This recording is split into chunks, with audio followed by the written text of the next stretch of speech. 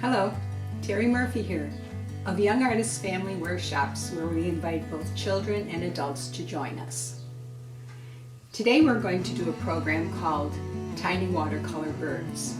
And the aim of the program is not to do one beautiful watercolor painting, but to do several small studies of birds and experiment and try new techniques and have some fun with it.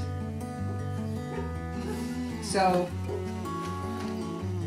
watercolor paper that I like to use is made by Canson, and you can buy this at Michael's craft store, as well as pan watercolors made by Artists Loft. And on these that I just showed you, the 9x12s, you can cut a single page into 4 separate sheets that measure 4.5 by 6, and that would be perfect for what we're going to do today.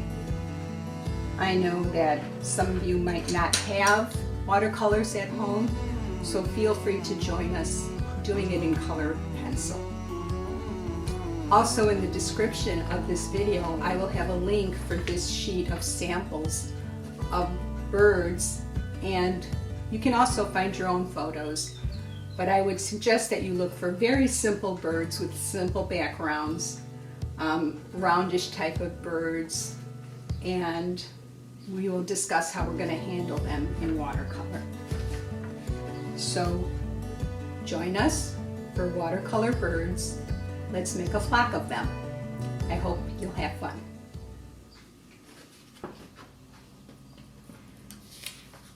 So I chose this bird to do. It is the blue-gray gnatcatcher, G-N-A-T catcher.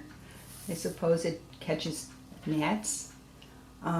Also, just a pencil to sketch it out first, and a kneaded eraser. I like these to use instead of, an eraser tip on a pencil, which this has none, because it sometimes gets old and crusty and demarks the paper, and also it's kind of rough on watercolor paper. If you erase too much, you might ruin the paper. So this is a kneaded eraser that is pliable, and it is also very kind to the paper if you need to erase. So we're going to sketch this bird, and what I'm going to do is just use shapes that I see, ovals, triangles, rectangles, and just sketch it very simply. I'm going to do it a little bit darker than I usually do it, because I want you to see, and then I will probably lighten it up a little bit before I actually paint it.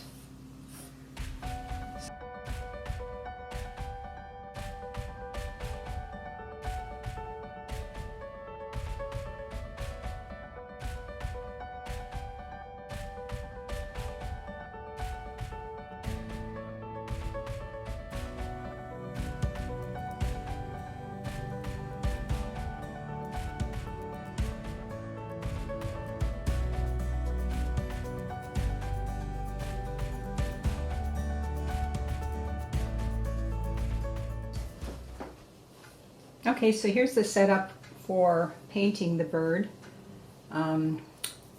Once again, I fine-tuned the drawing of that bird. And what we have here is pan watercolors made by Artists Loft, which you can get at Michael's, as I mentioned previously. We have a variety of sable or synthetic sable round tip brushes, but really any type of brushes you have at home, or even student grade brushes, is good for this sort of experimental purpose. Clean water. This is just an extra piece of watercolor paper in case I want to test the colors before I put it on here. And what we're going to be doing is making, not really trying to make a direct facsimile of this, but our interpretation. And I am of the school of less is more. Just a simple thing that we can do. Here is a picture that I've done previously, and we'll be following this sort of technique also. So I'm going to start, in watercolors you go from light to dark. So I'm going to start with light, and I am going to first do a sort of a wet in wet technique. So what I'm going to do is wet the entire inside of this bird.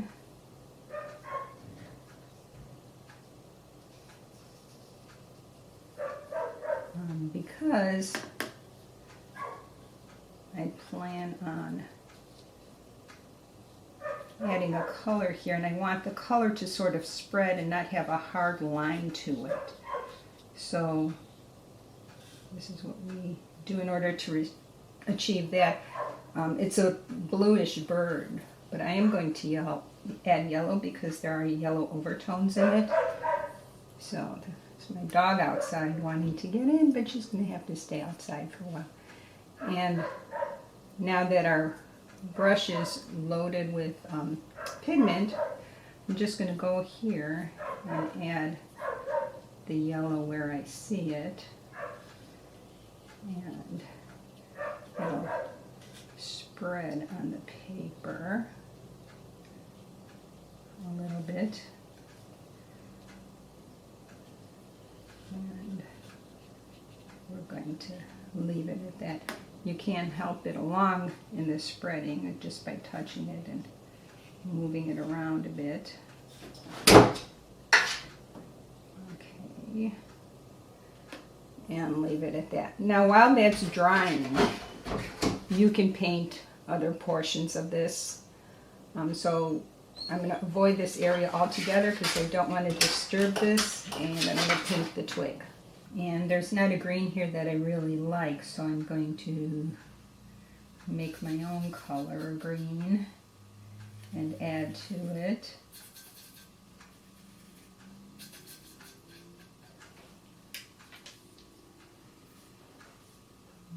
It's a little bright. Add some brown to it. That's good.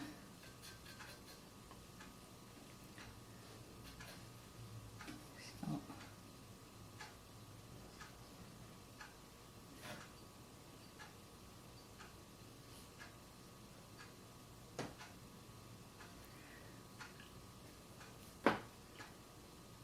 I'm going to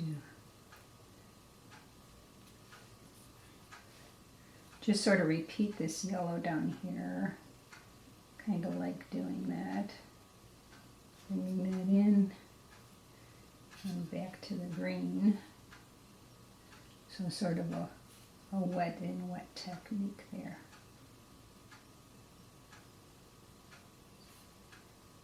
And continue down here. And up through here.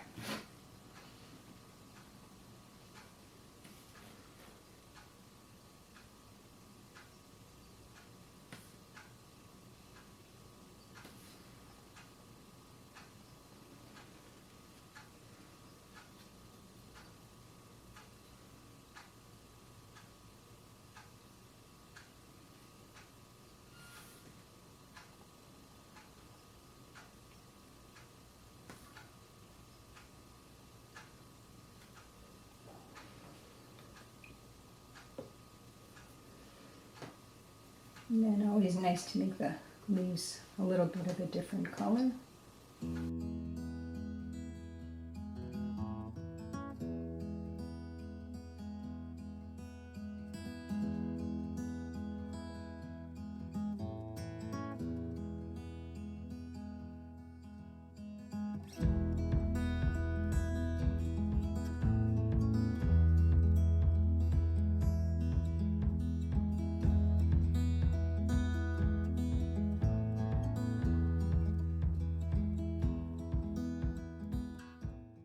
We always work from the photo. The photo will tell us what to do. I want to leave some of these yellow sections and start adding with the blue sections. So let's start here.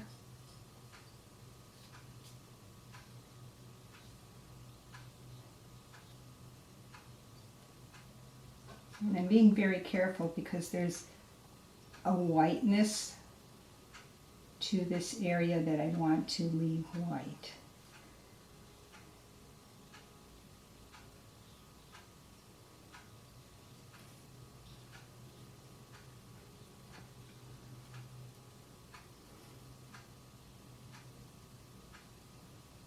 I'm going to put this blue on here, but I know I'm going to come back and make it darker. These little white streaks I did on purpose. It just shows the feather and the directions of the feathers. So whenever that happens, I just leave it there. Went into the yellow a little bit here. We'll do it a little bit more, and then we'll leave that alone.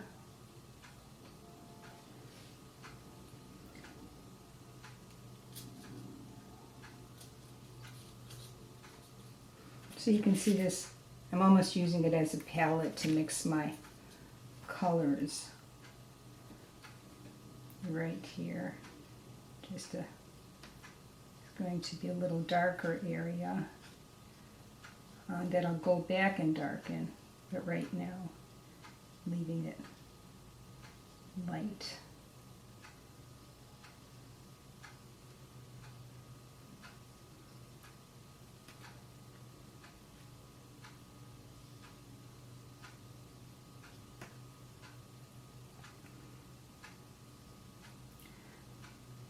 You can see that there's a suggestion of wings here, and that's important to the structure of this bird. So.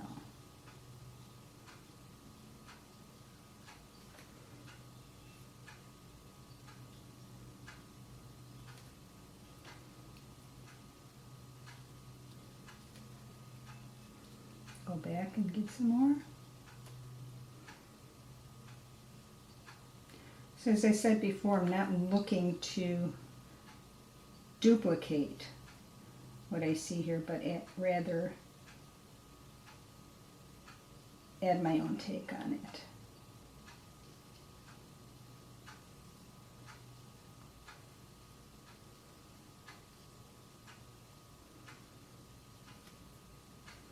And you just slowly go, constantly looking back at the bird to give you the information, and then you decide what stays and what is not that important.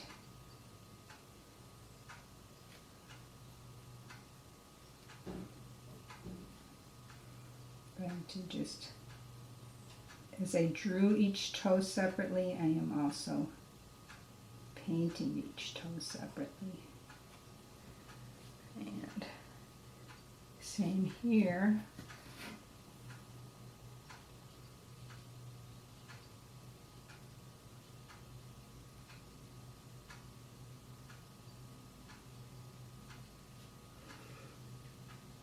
That's all I'm going to do right now, because I do want it to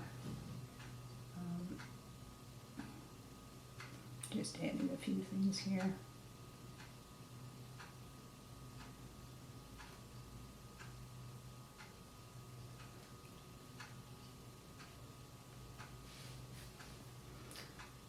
The next thing I'm going to think of is how to darken some of these areas. And I know I want to leave this the lightest because that suggests a roundness to it. Even though it's not like that in the picture, it is going to be like that for this rendition of it. Okay, I'll be back in a little while. I'm going to go with a little bit of deeper turquoise color for this bird.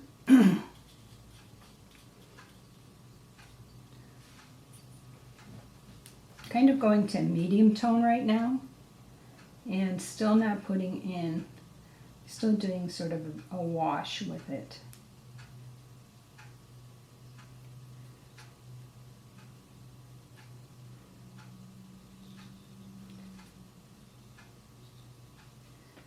The nice thing about working this small is that you can really concentrate on pulling this color through.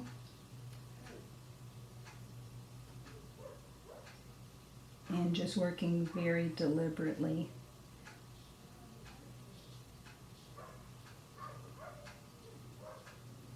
Okay.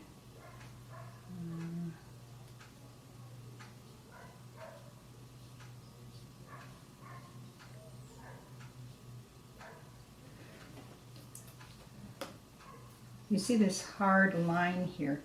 You can dip your pen or your brush right in there and bring it through in a lighter way if you want. And I don't want to get too complicated with this stuff because I know people have different levels of expertise. And I don't want to get anyone encouraged, but this is just a little trick to show you how you can work wet and wet here and just bring this color through. So that's all I'm going to do right there. Pick up a little bit more of this turquoise color to work on the other side. Quite a bit of turquoise on that beak.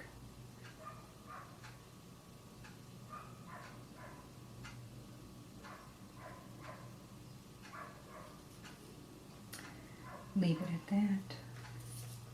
It's very hard, dark turquoise line there. So we'll just go around this bird.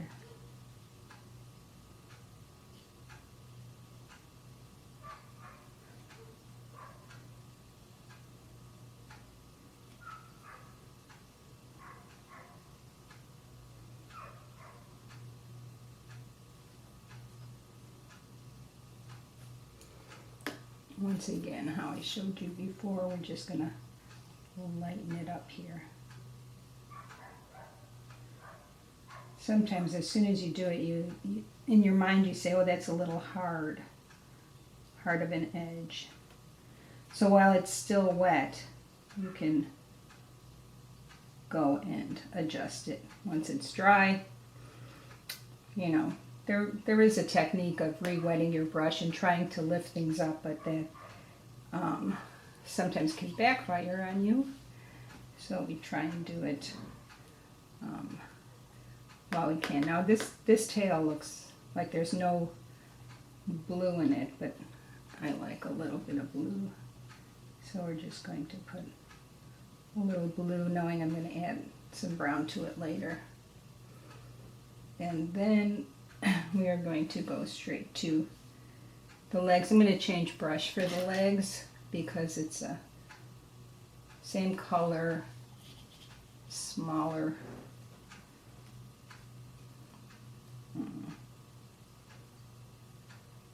area that we can paint. So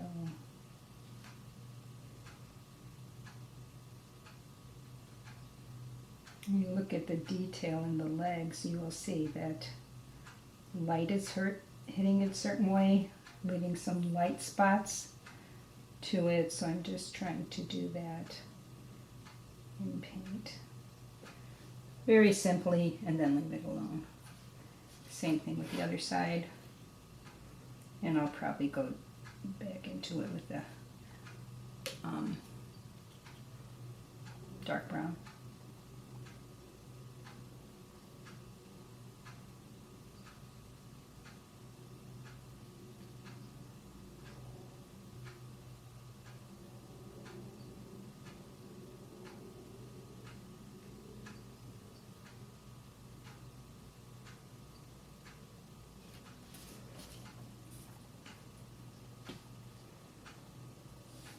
That's it so far, and let's come back and think about adding some dark browns.